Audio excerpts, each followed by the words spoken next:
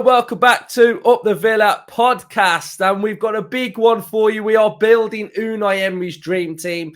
We know the transfer rumours are a flurry. Transfer hubs are going off every day. We're doing 2 a day at some point, but I'm delighted that we've got AVFCscout. A lot of you will know Scout from the Europa Conference League days when we were putting up the slides. So, you know, his knowledge on players and scouting and what to look for and also comparing players is second to none. So what we're going to do on this episode is we're going to go through Aston Villa's current squad and we're going to talk about potential signings, potential profiles of players that could be coming into Aston Villa and building this Unai Emery empire. So, Earl, how are you, mate? Yeah, very good. Thanks for having me on.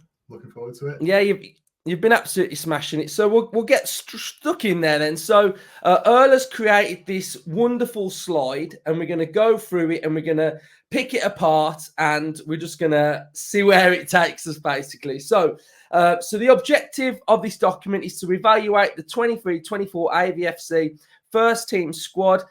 We aim to pinpoint areas in need of reinforcement using data-driven approach to identify targets and compare with current players. Additionally, considering players linked via the media, we've compiled from 5 European leagues who have played in sufficient minutes to allow for a fair comparison of the stats. So, Earl, talk to me about this one to start with then. So the Aston Villa squad and current contract lengths.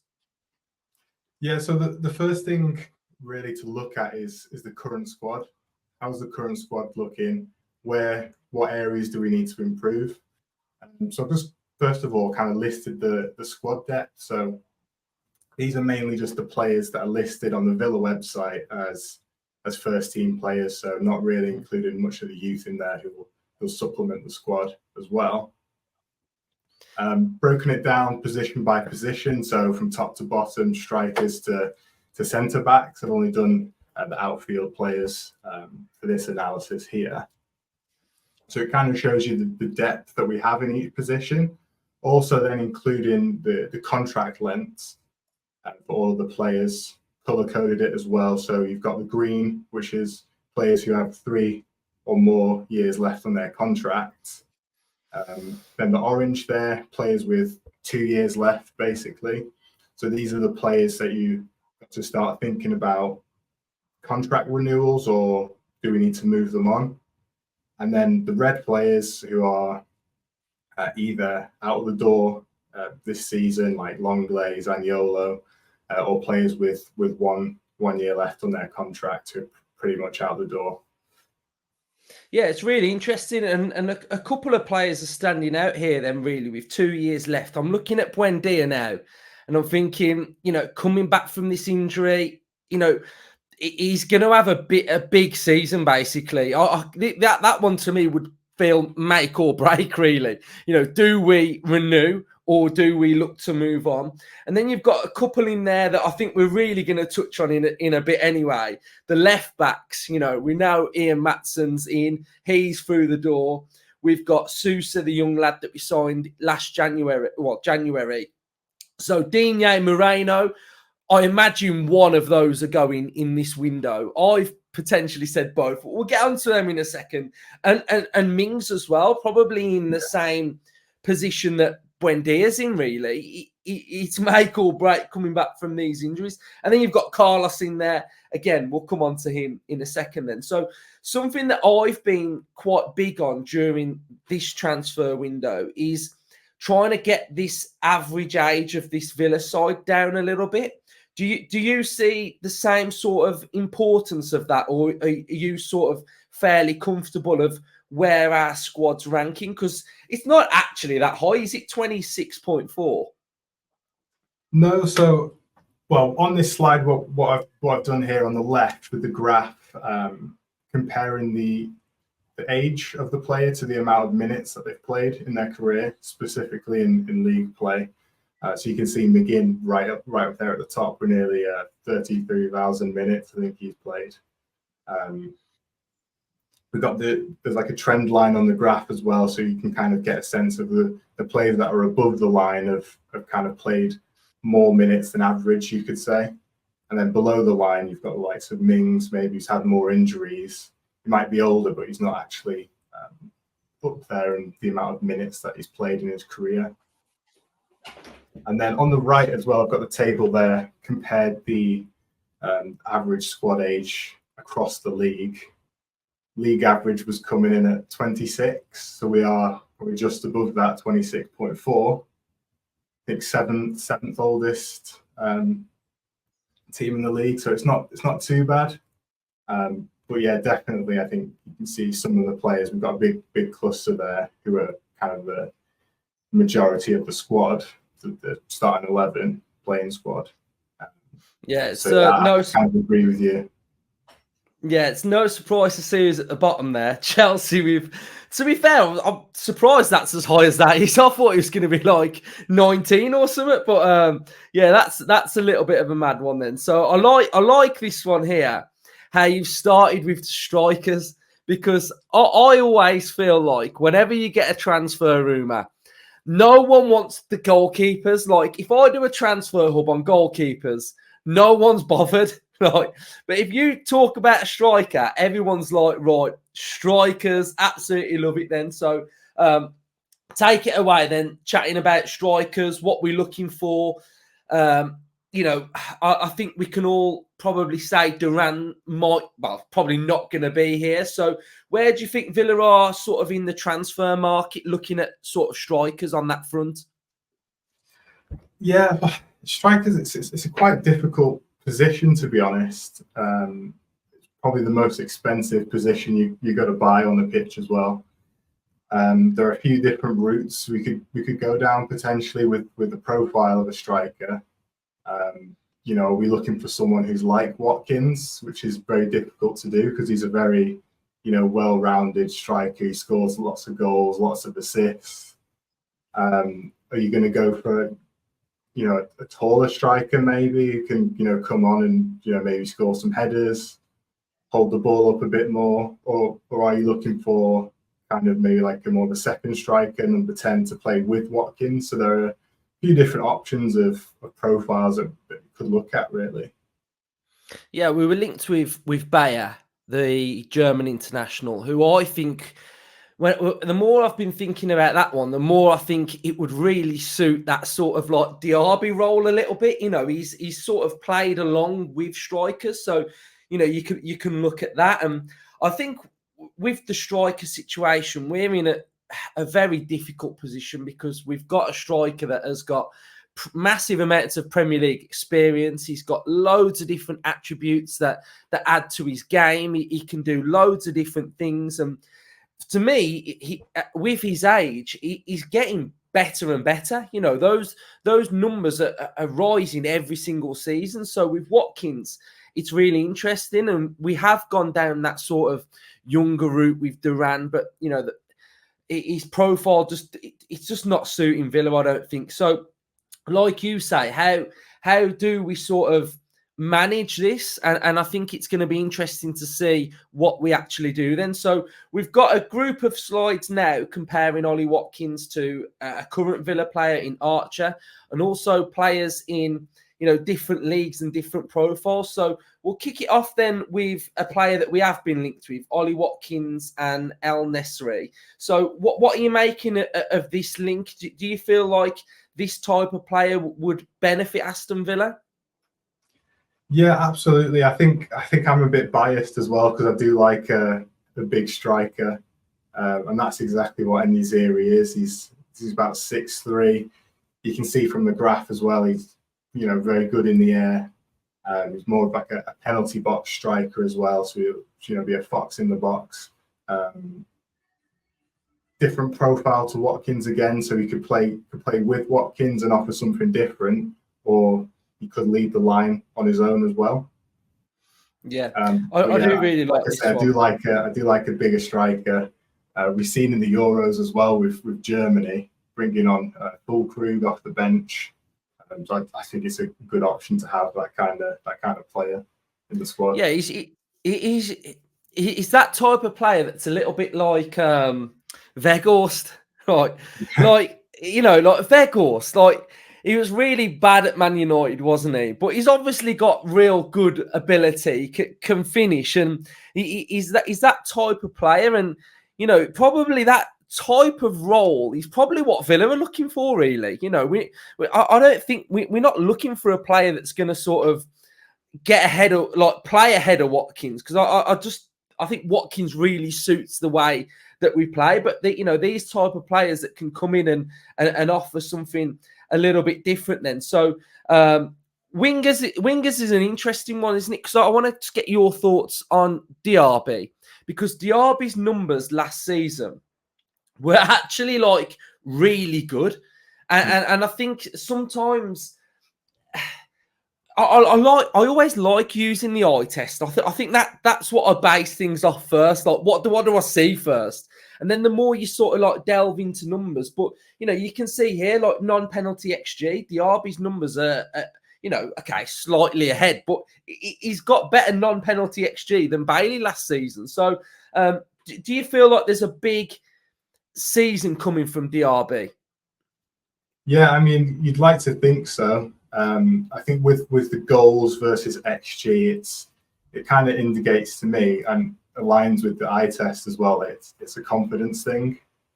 I think he's a player that's shown in his career in Germany before he came to Villa. You know, that he can score goals, and he has scored goals this season. But there is room for improvement, and I personally think it's a confidence thing, settling in. And we saw it with Bailey the year before. So I think we can expect bigger things from Bailey and Diaby next season. Yeah, I agree. And I think this pre-season is going to be massive for him as well. Because I remember him, he came in sort of, I think he came in just when we was coming off the USA tour. So we were already in America, we were already playing friendlies, and he's missed that bulk of pre-season, really. I don't know what he did at Leverkusen, but you know, I was listening to a pundit or a former player, and they were talking about pre-season, and they were saying that they missed a bit of pre-season, and all season they were off it compared to the rest of the squad. They really like struggled to like catch up. So you know, getting these players in nice and early is really important. Right, you've gone in here, haven't you? You've put the main man in here, Nico Williams, a player that I think every Villa fan would absolutely love. So, firstly, I imagine you've been watching the Euros, so he's absolutely tearing it up. But how good is he in your opinion? Yeah, I had to include him. He's probably my favourite non-Villa player at the minute. He's just he's an elite dribbler. Really, you can see from the graph there. We know Bailey's a dribbler, but this is the next level up as well. Yeah, I think with Nico Williams, he's not just you know, like a tricky dribbler. He's got a bit of size on him. You know, he's got a bit about him as well, so it's hard to get him off the ball.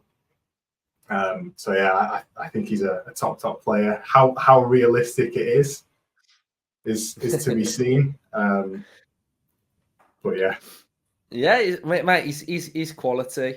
So I mean, for me, obviously, I think one of the key areas that I think we really need to strengthen is central midfield. I think that is the area that I think that if we're going to sign a big one in this window, I think that's where it comes from.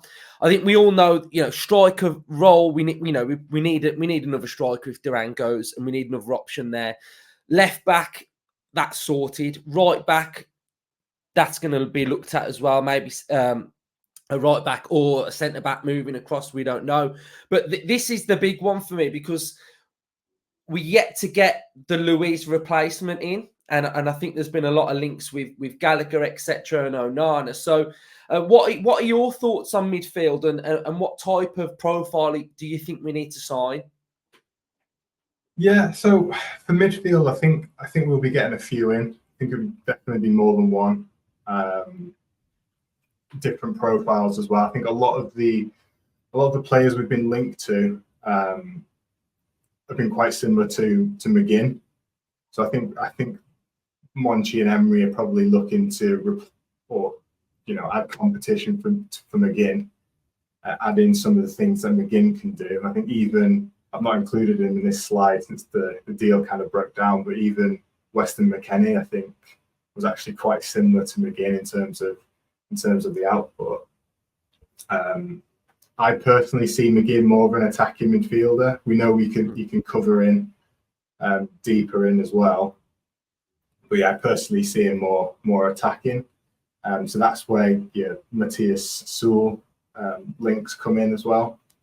You can see from the graph there, it's quite a similar profile actually to McGinn in terms of output. Yeah, I think I remember doing an episode on a couple of midfielders, and some football fans that don't follow Villa were commenting saying, why do you need so many midfielders? And I was like, well, we technically play with 4. When we were beating Arsenal and Man City, we were playing with like Kamara, Luiz, Tielemans and McGinn. And that's your 4 midfielders there. Apart from those 4, really, with our injuries, we didn't have any more. So I think that's why, we're looking at bringing in a lot of midfielders. And I think, with the Kamara injury, I've said it numerous times as well, of, moving McGinn further back, moving Tielemans in. It really sort of like, not only do you get impacted by the Kamara injury, but you then get impacted by players like McGinn having to like move in their position. So I'm with you. I think there's going to be quite a few central midfielders coming in. There are 2 on my mind that the 2 big ones I would like, Baena and Gallagher. Those are the ones that I want. So, Baena, what do you think he would bring to Aston Villa?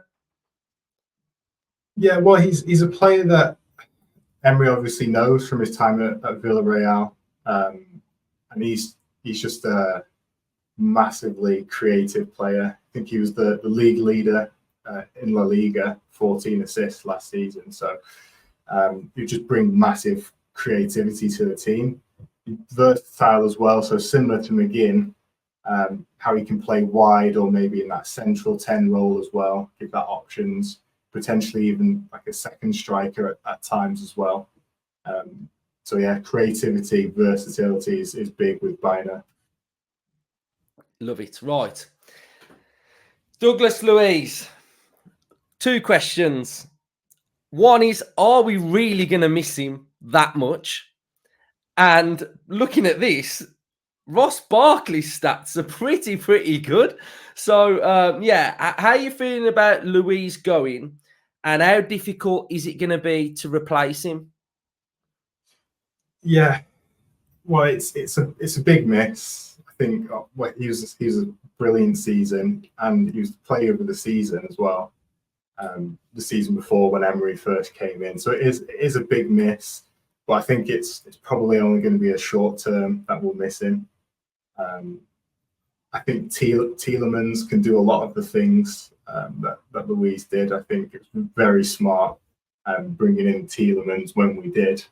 I don't like to use the word replacement, but I think bringing in Tielemans, already having that player through the door, he's now already settled in, ready to go for the start of next season. So that kind of mitigates, how much we'll miss Luiz at the start of next season. But like you say, Ross Barkley, what a season he had at Luton.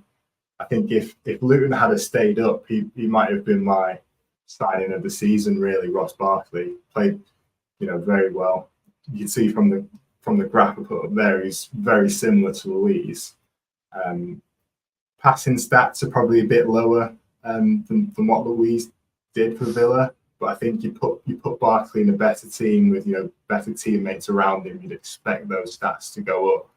And then the big thing with Barkley as well, you can see on the graph, is aerials won. So he's, what is he, 6'1". He's a lot bigger physically than Luiz as well, and something that we've been lacking in the team is a bit of an aerial presence. So that'll help out there as well. Yeah, we have got a couple of players coming up that are going to help with that presence in the air, which I think is something that, not only is going to help, winning those sort of like first ball, second balls, but it's going to help defend them set pieces, hopefully. So, talk to me about the blonde-haired prince that I hope can come into Aston Villa.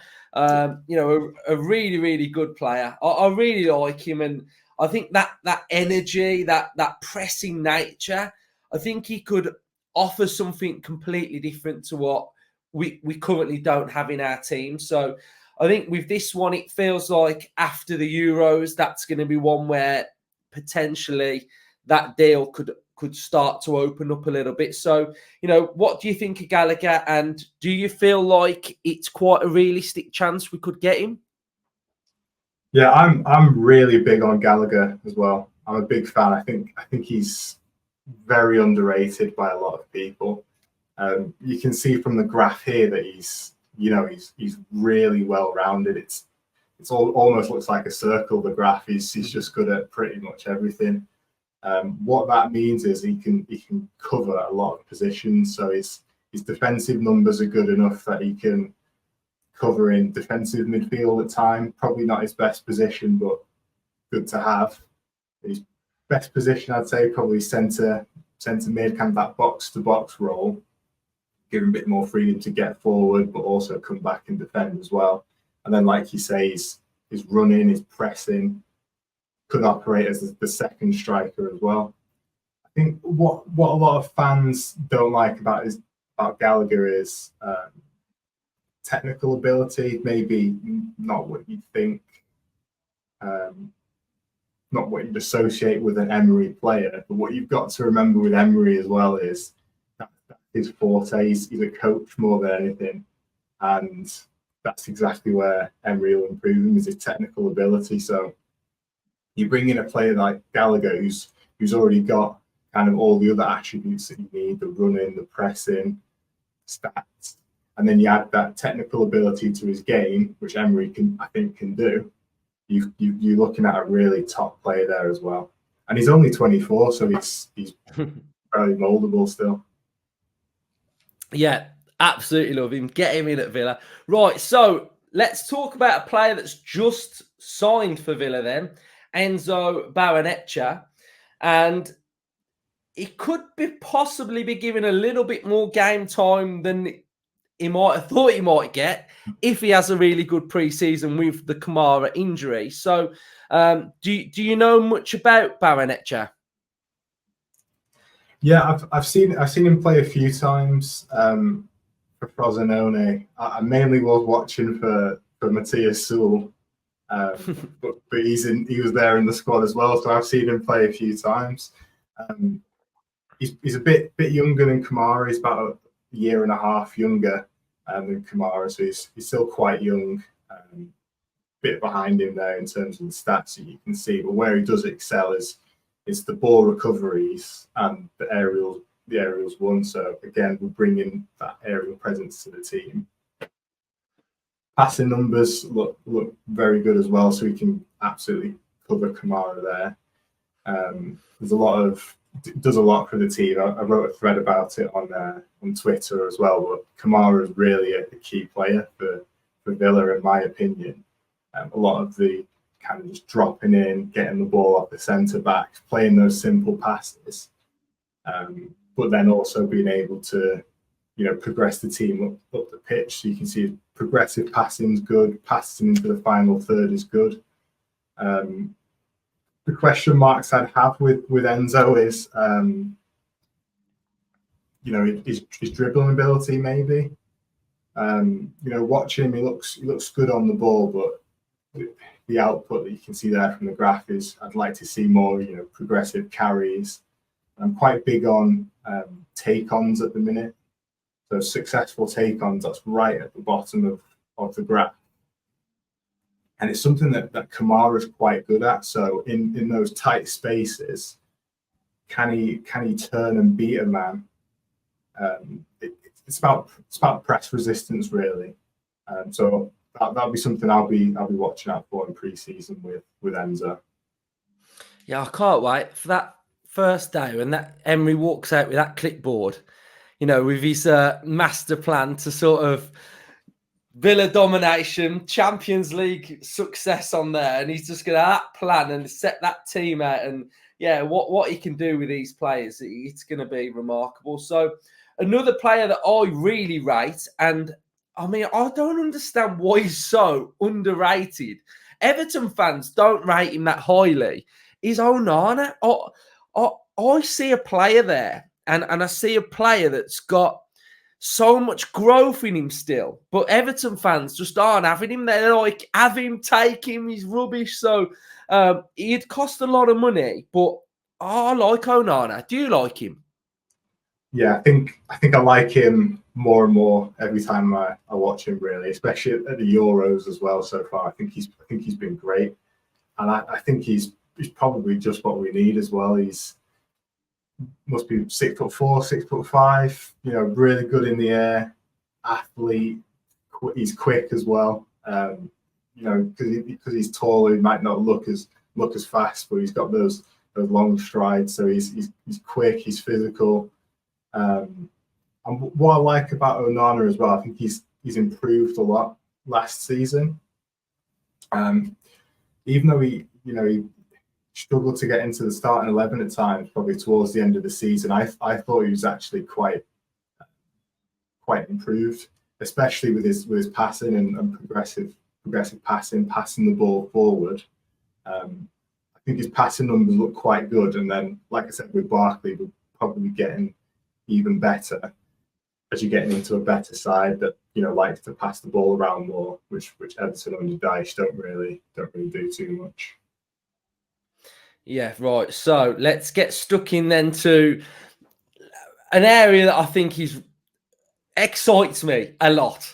Yeah. And to some football fans, you'll be like, oh, you've already spoke about the strikers and the wingers. But it's a left back. Like, Unai Emery has been able to sort of like transform what I look for in a football team. And now I'm so excited about a left back signing for Villa. It's unbelievable. So I think we all can sort of say that sort of like when we look at our current left backs, they are a little bit sort of, one's good at one area and another sort of excels in another area. Like, I think Moreno can sort of get to the byline a bit more. He looks a little bit more high energy, whereas Luke Dean, I always feel like he's a little bit more solid. But it has got quality with his delivery. So I think you can kind of see on this, really, when you're looking at both of these, that they're sort of like offsetting each other a little bit. You know, one's got more of a goal output, one's a little bit better aerially, one's better at crossing, one's better at sort of like interceptions. So I think that's the current state of our left backs. And then, you know, when you're actually looking at sort of like Ian Maatsen here, and I'm looking at, you know, the level that we're getting here, it feels like more of a rounded player. One area that I've sort of looked at when I've been sort of looking at Maatsen is also his ability to go into central midfield, and he's comfortable going into that area. So for me, I've sort of got my eye on that a little bit of what Emery could potentially do with that, and could that help our central midfield? We know that he can go forward, and he you know, he can dribble and he can get forward, and he's got quality there. But, you know, I see that attribute of sometimes maybe a given game saying we want you to just invert a little bit more. So the importance of Maatsen signing, in your opinion, how are you feeling about that? Yeah, I was really pleased with this signing. I think, like you say, the ability to go into midfield there just gives you that bit of tactical flexibility that we were crying out for. I think at times, especially towards the end of last season, we were just getting a bit predictable. Mm-hmm. But yeah, Maatsen gives us a different look. I think he can do the things that Moreno does. So, you know, we do like at times where the left back is playing like a left winger, getting forward, dribbling into the box, getting to the byline, playing cutback. But what the inverting into midfield can do for us, that can then allow us to actually play a left winger on the left rather than a defender up there. So we're getting an extra attacker on the pitch. Potentially, we might be able to get, you know, Bailey and Diaby in the same lineup on opposite wings with Maatsen coming into midfield. So it is quite an interesting signing, and it'd be interesting to see, especially in pre-season, how that pans out. I think the big weakness with Maatsen that Emery will need to protect is aerial duels and kind of the box defending aspect. He is a good defender, but yeah, in the box he's quite a lightweight player, very small, like I said, doesn't win very many aerial duels. So it's about how we can find ways to protect him.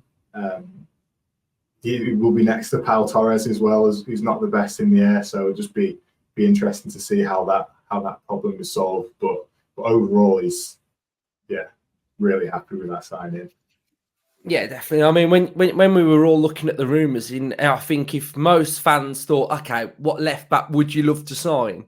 It would probably be Maatsen, and we've been able to go ahead and get it. The opposite side is one that I think, splits the fan base. It probably splits the fan base with the personnel that gets put at right back in Ezri Konsa. I, as you probably know, really like that profile of player, like a physical centre-back going at right back. It allows it to tuck in, and left back goes forward, and then the deep line player sort of protects that back three. I've really liked that with Villa. So for a couple of questions for you then. Do you feel like Emery will want to put Konsa back at centre-back within it, recruiting a right back? Do you feel like that's something that he'll want to do? And then thoughts on Matty Cash potentially going?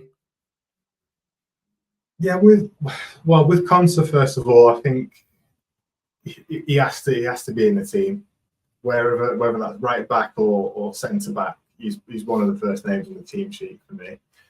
Now, where you play him probably depends on the opposition, in my opinion. So in those bigger games like we saw against City, Arsenal,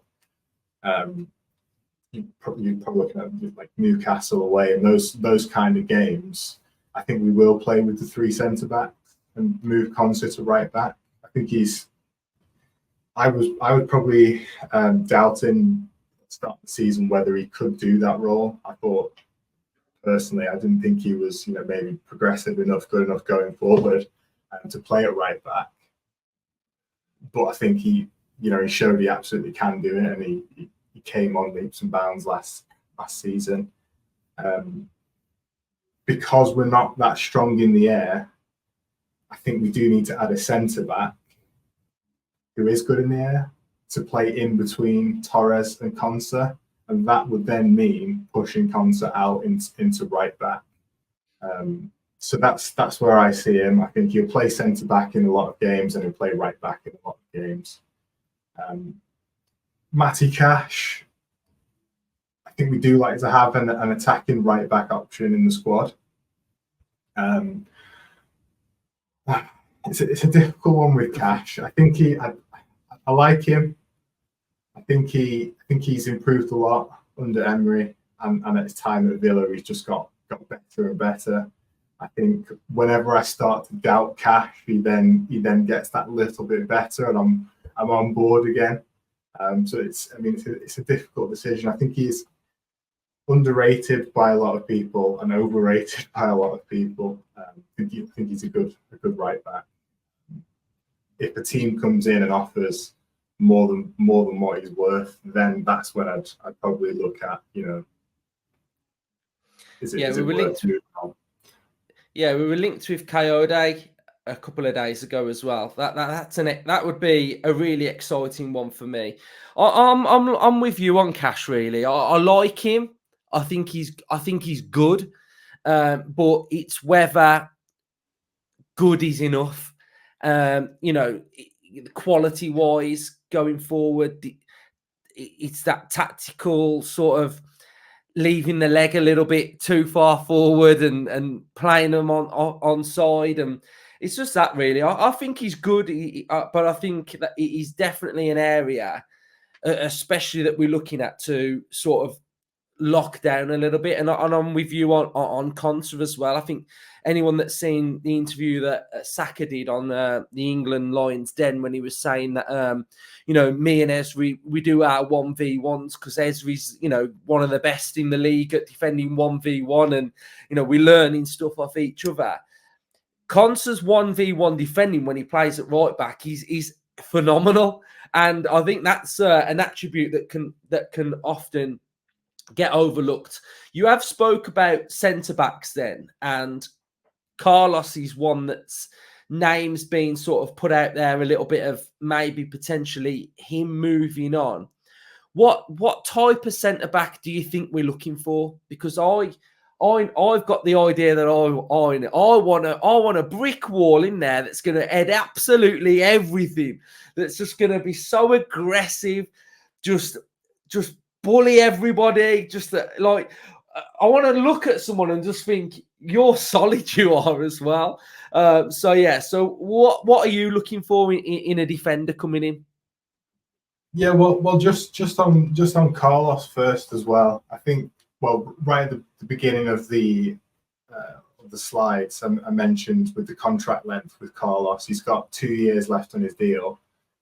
So he is around the time where you've got to consider: are we moving him on or are we extending his contract?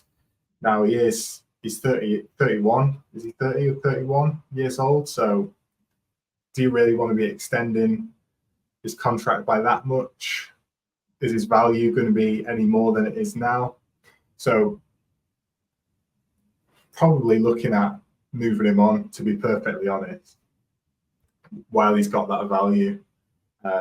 Now, in terms of the type of profile that we replace him with, the main link has been Jean-Claire Todibo, which we've seen. Now, he's just, in my opinion, a straight upgrade on Diego Carlos. He's the same type of player, but just a bit younger, a bit more promising.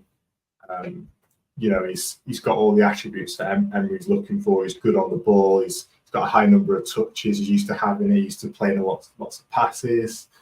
But I'm with you as well. I'd be looking for someone who's a bit stronger in the air, a bit aggressive, winning challenges, to play in the middle of Torres and Conte, to someone who can offer a little bit different.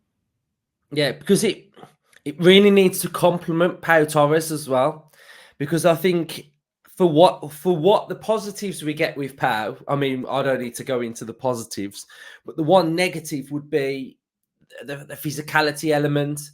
He got done a couple of times last season with tricky wingers when he was sort of like on that left-hand side, didn't he? And, we need that little bit of maybe someone that can help out and recover a little bit at times. So I think a complement of that sort of back four would enable, better defensive work from Pau, which in turn would probably help out with Maatsen, which would then help out with Conte. So I think that balance of getting the right profile helps absolutely everybody. So it's got to be someone quick as well. Because we play that high line, it's got to be someone who can run. So I think a lot of the players that I've been looking at, you might have like the Harry Maguires of the world, who are aggressive, tackling, good in the air, but do they have that recovery pace as well? So that's why it is a hard thing to find. Yeah, we know it won't be hard for Monchi though. He'll find him, won't he? Monchi, I know a man who will find him. Right, so I mean that was absolutely fantastic, and I mean what you've produced there is like top quality. So talk to me about sort of like what you're doing on socials. Like how do you even get to producing that? Yeah, it's a process. All the data sources that I'm using at the minute are free to use. I see you use a lot of them on the pod yourself, the FBref and SofaScore, Transfer Marks, those kind of websites. But yeah, my process really is just trying to, first of all, assess what I think the squad needs, in terms of positions and attributes across the whole squad. Probably think about what Emery or the manager liked within the team, and then just build from there. Kind of look for players who kind of meet those attributes. Good age profile, and yeah. I mean, to be fair, Emery's educated, the fans anyway. So, when we get linked with a player now, that they're at a certain level anyway. So there's no problem there. And then you can start to see like why we've sort of been linked with that specific player, because they would then fit our system. I mean, you'd have had an absolute disaster a couple of years ago doing this sort of stuff when you're looking at Tom Carroll, Borja Baston, Ali Samata. So I mean, you've got to be quite thankful now that we're shopping in a different bracket now. So those times would have been very hard to I imagine to look at those type of players. But where can people find you? Where can people search your socials? Yeah, I'm on Twitter. I still call it Twitter or X at AVFCscout. So I'm just on there at the minute. Yeah, and top quality stuff. When we get linked with players, you drop the the pro, like all of these sort of stuffs on that given player. Generally, I mean, when I see some of them, you've preempted the transfer room because you've already got them pretty much sorted anyway. So yeah, Villa fans, make sure you are following Earl on AVFCscout. Brilliant stuff. Villa fans, so make sure you just supporting him, really. I mean, I imagine there'll be quite a few people that watch this episode. So I want to see Earl's followers go up on his socials. I will tag it in the description. So all you've got to do is go in there, click the little link, click follow, and make sure you're following as well. So cheers for coming on, mate. Up the Villa. Yeah, thanks, mate. Up the Villa.